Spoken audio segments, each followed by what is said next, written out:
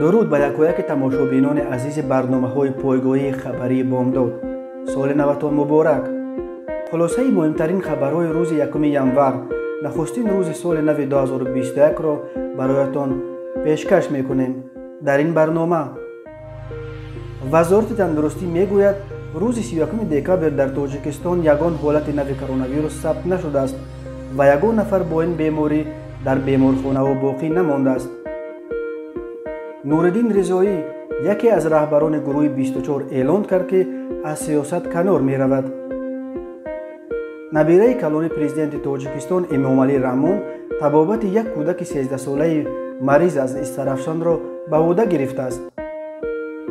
بر اثر بجره 15 متر چپه شدن ماشین بارکش مرسدس، راننده 53 ساله آن به هلاکت رسید. در یک مناقشه مستانه در شهر بوستان، ساکن 40 ساله جماعت گل سرخ استرافشان از شکمش کارد خورده است. یک شهروند ازبکستان در روسیه به عذاب و عقوبت هموطنش عیبدار می شود. آن مهاجر را آویختند، غرق کردند، آتش زدند، ولی او زنده مانده است. رئیس شورای سابقه داران جنگ و مهنت کانبادان پلکوونیک سولجان رحیموف از عالم چشم پوشید. وزارت تندرستی تاجیکستان خبر داد که در یک شبانه روز آخر در جمهوری یگان حالت گرفتاری ساکنان به بیماری کرونا ویروس ثبت نشده است.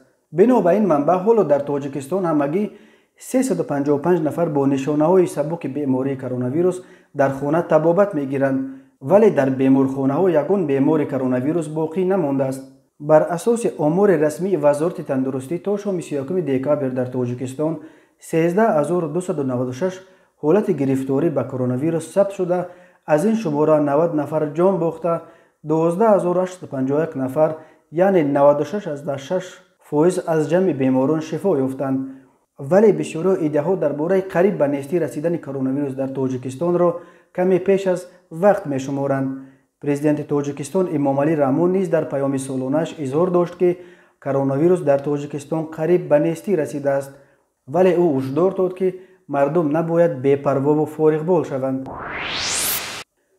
نورالدین رضایی مسئول بخش روابط خارجی حرکت اپوزیسیونی در تاجیکستان فعلا ممنوع گروه 24 اعلان کرد که از فعالیت‌های سیاسی فاصله گرفته بیشتر بالای برنامه‌های علمی تجارتی تمرکز کند. رضایی روز 1 ینور در فیسبوک نوشت این تصمیم بعد تفکر عمیق گرفته شد. البته سبب‌ها زیادند. مهمترین آنها را در آن می‌بینم که مردم ما حالا آماده دیگرگونی نیست. نورالدین رضایی روز 1 ینور در مصاحبه با پایگاه خبری بامداد گفت می‌خواهد تحصیلش را در یگان مکتب عالی افسر ادامه دهد. رضایی 33 سال داشته برنامه صدای مردم و بدون مرز را گردانندگی می‌کرد و تقریباً در همه اقدام‌های اعتراضی گروه 24 فعالانه اشتراک داشت. گروه 24 سال 2012 از جانب صاحبکار عمرعلی قوتوف بعد فرار از تاجیکستان تشکیل شده است. دادگاه عالی تاجیکستان فعالیت گروه 24 را ماه اکتبر سال 2014 منع کرد. نبیره کلانی پرزیدنت تاجیکستان امامعلی رحمون طبابت یک کودک 13 ساله مریض از استرافشان را به عهده گرفته است. در این باره با نشر یک ویدیو در گروه فیسبوکی ما تاجیکستانیانیم خدیجه بازروا خبر داد. در این ویدیو بیبی کودک مریض قصه میکند که چگونه برای طبابت نبیرش در بدر اداره‌های گوناگون دویدند و در نهایت اسماعیل محمد ظاهر به کمک آنها رسید. در ویدیو دیده می شود که بیبی کودک اشک در چشم دست به دعا کشیده برای اسماعیل محمد ظاهر دور و دراز دعای خیر می دهد. اسماعیل محمد ظاهر 21 سال داشته، فرزند فیروزه رحمان و دختر کلانی پرزیدنت و داماد کلانیش محمد ظاهر صاحبوف می باشد. اسماعیل قبلا هم با اشتراک فعالانش در کارهای خیر و دستگیری ورزشگران و هنرمندان نام برآورده بود. ماه سپتامبر گزارش شده بود که او به محرمه اوچلووا و دختر او در یکی از کوچه‌های مرکزی شهر ترسونزاده 2 خانه نفساخت تحفه کرده است. شهرداری کانبادان روز 1 ینور خبر داد که رئیس شورای سابقه داران جنگ و مهنت کانبادان پلکوونیک سولجان رحیموف از عالم چشم پوشید. پلکوونیک رحیموف 42 سال سابقه کاری داشته، از جمله 38 سال در مکتب متحده تکنیکی شهر کانبادان کار کرده است. سولجان رحیموف 3 سال آخر رهبری شورای وتران‌های کانبادان را به دوش داشت. درباره علت مرگ پالکوونیک رحیموف چیزی گفته نشده است. در تعزیه‌نامه شهرداری پالکوونیک رحیموف همچون انسان کامل و پاکسرشت و صاحبدل، شخص نیکنام و عاقل، خاکسار و فروتن و فدای کار ملت و دولت توصیه شده. تاکید شده است که او در تربیت نسل جوانان در روحیه انسان دوستی و وطن پرستی نقش باثمر داشت.